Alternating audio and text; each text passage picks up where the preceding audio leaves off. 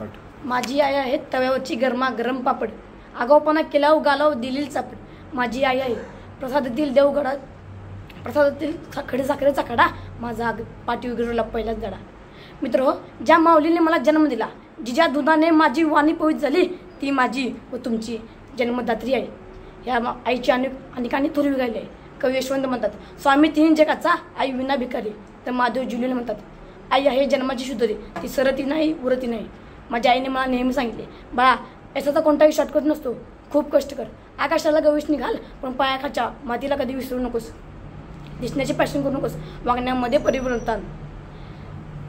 आईच्या शौर्याच्या कथा तर अनेकांनी ऐकलेल्या आहेत. आपल्या मुलाला स्वराज्याचा मंत्र देऊन स्वराज्य स्थापक बनणारी राणी जिजाऊ, आपल्या मुलाला पाठीशी बांधून लढणारी राणी लक्ष्मीबाई, मुलाला आजरा मर करणारी पन्नादासी, हे सर्व आदर्श मातृत्वाचे उदाहरण आहेत. धन्यवाद.